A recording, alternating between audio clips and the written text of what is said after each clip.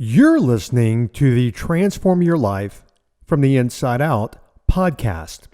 And this episode is titled, How Much Authority Do You Have in Your Life? Now, when you hear that question, most of us start attributing our authority to our social relevance and our place in life and our jobs and everything else. And that's not what I'm talking about. What I'm talking about is how much true authority do you have in life?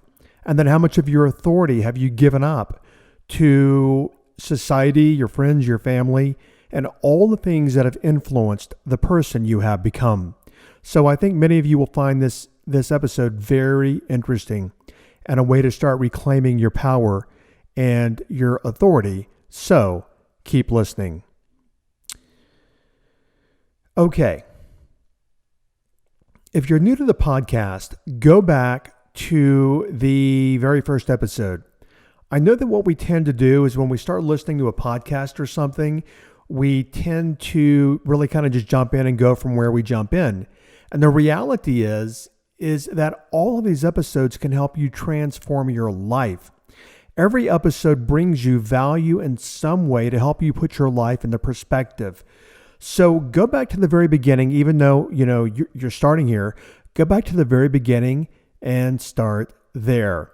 Now, of course, you can listen, weekly to each new episode, but also go back to the beginning.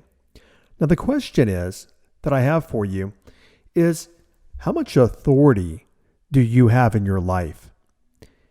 And when you hear that question, you probably you're thinking, well, I'm a boss and, or I'm an employer or I'm a, chief of, surgery or this or that, or I'm the head conductor in an orchestra, or I'm the fire chief or whatever it might be. And, moms and dads are like, well, I have authority in this house. And the reality is that we're putting authority into the context of socialization. And then we determine how much authority we have based upon how much authority we have learned to have based upon what we've learned about ourselves, what we've learned about the world, and what we've learned about our current place in the world. What I want to share with you is that most of us have given up all of our authority to the world that we're born in. Question for you. How much authority do you have as a being? Now ponder that, consider that. How much authority do you have as let's go here first, as a human being? I didn't say human being that's playing a particular role, like, chief of police or chief of staff of surgery or whatever. How much authority do you have as a human being? So ponder that for a moment. And, as I was just saying, when we think about authority, the first place we go to is we go to jobs and titles and socialization, and especially social status. I work with people from all around the world and many different cultures, and I work with a lot of Indians, and it's a caste, system there. And a lot of people, by virtue of where they are born, it's pretty crazy. By virtue of where they are born or the family that they are born into, that determines the amount of authority that they have as a human being. And they're letting a social construct, a human construct, determine the power that they have as a being. And I'll take that apart a little more as we go here. But when it comes to personal development and transformation, a lot of people consider me an authority in the field. But what I look at is, what authority do I have as a being, and what authority do I have in and over my own life? Consider that. What authority do you have in and over your own life? Because that is where the power is. And doing what I've done for a lot of years, what I know is that most of us, we give up our authority to our parents for a lifetime. And I see this all the time. I see people that are in their 40s and 50s, literally, and they're like, well, I can't do X, Y, Z. And the reason that I can't do it is because my parents are not going to like that if I do it.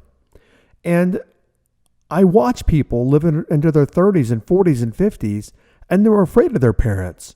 And they've given up all of their authority for even autonomy to their parents.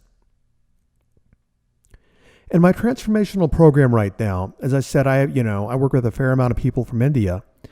And there was this guy a couple of months ago, and I see a lot of this from that culture, is that people are born, we're all born, and we want to do things. There are things that come natural to us, things that appeal to us. And for example, this guy, he was in medical school, and he said, I'm just laughing at something else that popped in my mind, but he said, my parents, I have to be a doctor because my parents said so. That's what they expect of me. And he goes, I don't want to be a doctor. And what he eventually, well, not eventually, I think in about a month or so of working with me, he quit medical school. Now, I have no responsibility for his life or for your life or for anyone's life. But yet, that's authority is doing what you want to do with your own life. When I started laughing a minute ago, I remember many years ago, and I have friends from all different kinds of backgrounds and religions and ethnicities and persuasions and socio-economic classes and etc. And a friend of mine, when I first met him, we started talking. We met in the gym when we were chatting one day. And I said, what do you do for a living? The common question that we all ask, what do you do? And he goes, I'm a lawyer and a doctor. And I'm like, whoa, you're a lawyer and a doctor? And he said, yes. He goes, I'm Jewish. I'm an only child. What do you expect? And he was kidding. I mean, he was completely kidding. But in that culture, I mean, it carries social weight to be a doctor or a lawyer. So he was an only child, and he didn't want to disappoint his parents, and he became both a lawyer and a doctor. What I want you to take from this podcast and start understanding is that this is really hard for us to get our minds around, but you're in the cosmos. Now, I know we can't think outside of our county and city and state and nation and off the planet, but the reality is I read something on just this comment yesterday on somebody's Instagram profile, and it said, you put your little, biography in your profile on Instagram, and it said, I'm just a guy floating through the cosmos on a big rock. Think about that, because that's us. We're floating through the cosmos on a big rock. And that being said, you're in the cosmos. You're part of the cosmos. And here's the thing. You have the authority of and as a cosmic being. Let that sink in, let that sink in for a moment. Is you have the authority of a cosmic being. And then we look at, what does that mean? I mean, that's mind-boggling to even try to get my mind around. What? I've got the authority of the cosmos? Let me break it down, or let me start here first with humanity. That basically means that everything that is accorded to humanity, meaning anything that anyone else on the planet, anything they can do or they can have or they can be, you have that same thing. You have that same power in you. Why? Because they're a reflection of the cosmos. You are a reflection of the cosmos. And you have the power and authority of anything that humanity has.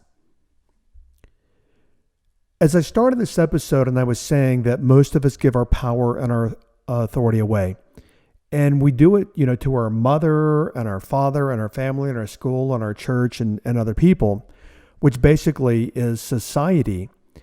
And then we let society let us determine who we're to be and even what we can be.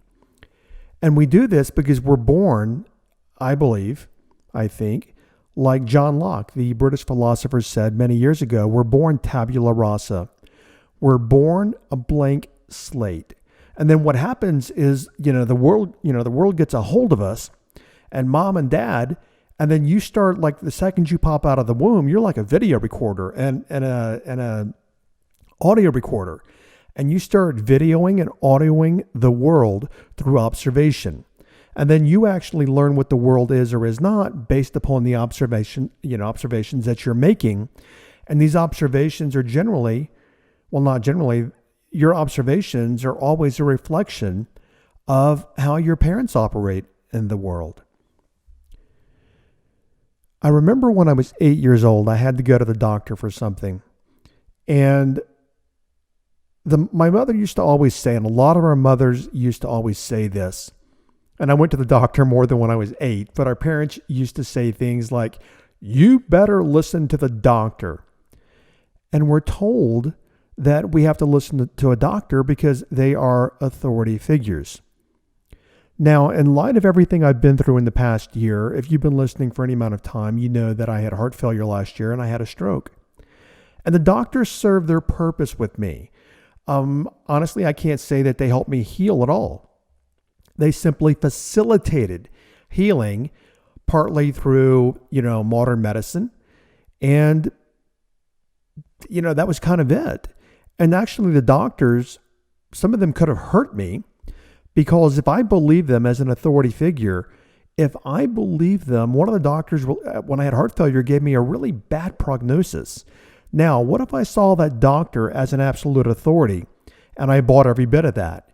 Because that doctor told me that I would suffer a lifetime with heart failure. And then when I had a stroke later in the year, I went to the hospital and the neurologist said, what do you mean you had heart failure? Your heart is stronger than most people's. Your heart's functioning at 73%. Well, I think they call it ejection refraction, meaning the pressure of the heart pumping blood. When the cardiologist, one of them told me that I was going to suffer, that was their words, I could suffer from heart failure for the rest of my life. I literally said, no, that's not going to happen. No, that is not me. And I didn't buy it. So we have to look at what we buy and what we buy into based upon what the world gives us and what the people that we perceive to be authority figures, what they give us. Because what if they're wrong? Because see, those authority figures are also living by what has been given to them. Now, I do want to point out here, if you need medical attention, you need to get it. I'm telling you right now, some kind of trauma, you're in a car accident, broken bone, chest pains, go to the doctor. I mean, use your common sense about this and go to the doctor and use that guidance carefully. Let me put it this way, is that I know that because I am a cosmic being, that I have the power of the cosmos. And that means to me that I have the power to heal. And you know what? You do as well. So I want you to know that you have the power to heal as well. But, let's look at this. This is kind of like, ouchie, ow, that hurts when you get it. But when you give up your authority, think about this. When you give up your authority, you literally give up your life. Now, the question I have for you is, and by the way, if you think this doesn't apply to you, that's self-deception. And I mean every single person who listens to this podcast and this episode. If you think you haven't given up your authority, to society and your parents and social structure, then you're fooling yourself. You have. But what I want you to look at is, who have you given your life to? Think about that. Who have you given your life to? And then what many people do on top of that They give their lives away. And then what they do is, I see it all the time, and this probably applies to a good percentage of you, is that you give your life away to your parent because your parent, you start videotaping and audio taping them, metaphorically, when you're born. So you give them all your authority and all your power. And then what a lot of people do is spend their life fighting to get that back. I've said it earlier and I'll say it before. It's shocking to me, literally shocking, the amount of people that literally live their lives in their 30s and their 40s and their 50s. And they're doing it to please their parents. I've even heard people say before that when their parents pass when they're older, I've literally heard people say, and maybe this, even applies to you. People have said, you know what? No, they passed. I've heard people say these exact words before. I'm free now. I mean, in their 50s, they're saying they're free, and they were free their entire lifetime. But you know what? They gave their power away. They gave their authority as a cosmic being away, and all that power to their parents. Because see, your parents have imprinted you since birth, which I've talked about twice, the audio and video recorder metaphor. So the question that I want you to ask yourself, what did your parents take from you in terms of your ability, in terms of your hopes and your wishes and your wants and your dreams and your desires? For example, painters, artists, dancers, singers. Many times I've seen, and especially like in a culture like India, is I've seen people say, I want to be, and I have somebody in my program right now, and she's just starting to allow herself to paint. And her work is really, really good. Seriously, I mean, it's really good. And actually, when she posted a picture of some of her work in my group, the group's like, wow, I want that. But you know what? And so she has like a waiting list. One of my students told me they have a waiting list for 2 years now because they got out there and they started exercising what I call their authority, which is what I'm talking about now. But they didn't know they could attract those kind of people because why? They were bottled up and they weren't exercising their authority because they weren't living from their soul, which is the cosmic part of who they're being. But I've seen so many people give up their authority to the social structure or socio-economic class that they're born into. Why? Because that's what they've learned they have to do. And then they've given up their lives, and then they're not living happy lives. So back to the question, what did your parents take from you in terms of your authority? Another question, and this is a hard one because I've tried to do it myself. Actually, I don't want to influence you having a difficult time by telling you it's a hard one, but I want to speak for myself. I have found it to be challenging when I ask the question is, can you even imagine what your life would be if you had your full authority? Think about that. What would your life be if you had your full authority as a cosmic human being? And then as you're answering that, think for a second about what limitations did you learn? I mean, what can you be? What can you not be? What can you have? Even money, and so many people struggle with money. I remember my father often saying is, we're not those kinds of people. Well, today, guess what? I am that kind of person because I'm financially very wealthy and very comfortable. But you know what? My parents' limitations and what they impressed upon me and imprinted upon me held me down for decades. So, where would you be and what would you have if you were living in your full authority as a cosmic being? And I'll give you a question in just a minute. We can wrap up this episode. I'll give you a question that might help you explore this a little bit more.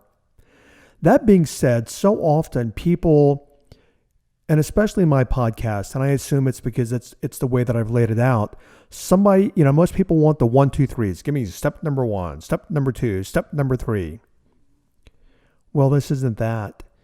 And when it comes to the heavy lifting, You've got to do your own heavy lifting with this. But let's not talk cosmic for a minute. Let's talk human being. And what I want to look at is that, you know what, really, truly, you're superhuman. You are a superhuman being, and you learn not to be. And think about all the things. Let's not even talk cosmic, as I said. What do you think you'd be doing? And what do you think you would have in your life if you truly worked from the position of, I am a superhuman? Could you make money? Yes. Could you heal? Yes. Could you find love? Yes. Could you build a business?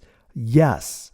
Could you do whatever you want in life, meaning with your life, not meaning whatever you want, like, driving through a crowd of people in a car, but you know what I mean. Could you do whatever you wanted if you operated as if you were superhuman? And that's what I call the great leap. The great leap is, let me preface it first, is that you've heard, and I attract a large amount of what I call spiritual people in what I call a spiritual path. I know that I really don't appeal as much to people that are more conventional in their thinking, more linear in their thinking, more rooted in social structure or things that have been passed down, to humanity in terms of belief systems and everything. Many of you have heard before the phrase, it's very common, is that we are not human beings having spiritual experiences. We are a spiritual being having human experiences. But let's take that one step further here.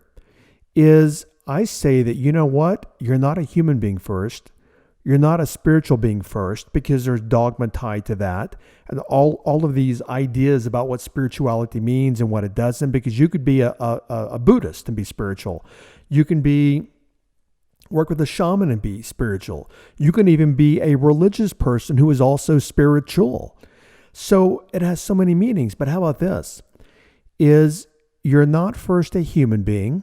You're not first a spiritual being. You were first a cosmic being having a human experience. Now, that being said, here's where the heavy lifting comes in for you, is what abilities would you have, or what abilities would you want or think you would have if you operated as a cosmic being? And you knew that you had the power of the cosmos behind you. So consider that. Now I want you to think about that a little more. Let's go here for a minute. Let's do this. Think about, what would you have in your life if you had this megatomical, massive magic wand, and you could just wave it and create things in your life, the health, the wellness, the relationships? How would your life be different? Ponder that. Now, that being said, that's the ability of a cosmic being, which you are. So, what obstacles? Think right now about the obstacles in your life.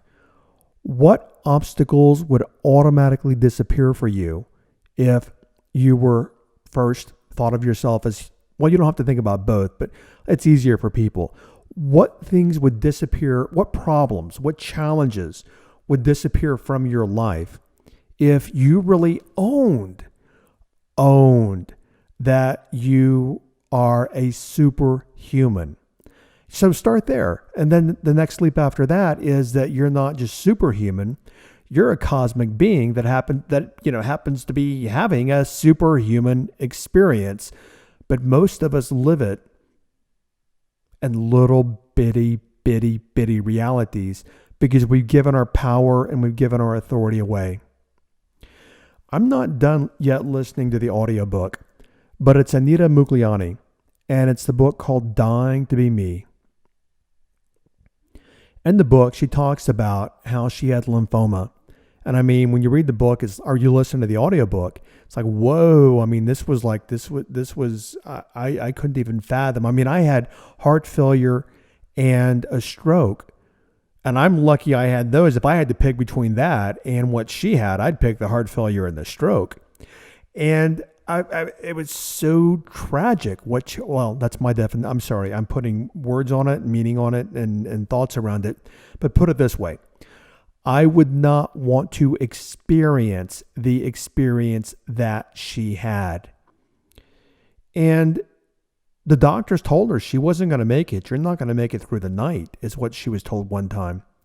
And today she's out speaking about, well, read the book and you'll find out, or listen to the audiobook. But you know what? It wasn't the bag of skin that she is, Anita Mugliani. However you want to use that word. I mean, we're skin, we're bones, we're tissue, we're carbon, all this kind of stuff. It wasn't that healed her. It was the cosmic being in herself, and that she was tapping into the authority that she had, even not knowing it. She was tapping into the authority that she had and is as a cosmic being. So here's what I want you to take this week. You've heard it a billion times and a billion ways, and especially on social media. But what I want to share with you, whether or not you can get your mind around it or not, anything you want, anything, health, wellness, relationships, $1 billion, anything you want is available to you when you exercise your authority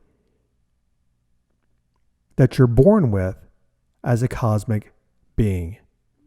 So your transformational takeaway is this: anything is possible when you hold affirmative attention on what it is, because see, I know this is like, whoa, but Jim, you're kind of like woo woo, but you're the universe. You are the universe, and you have that authority. And you know what? It's airtight.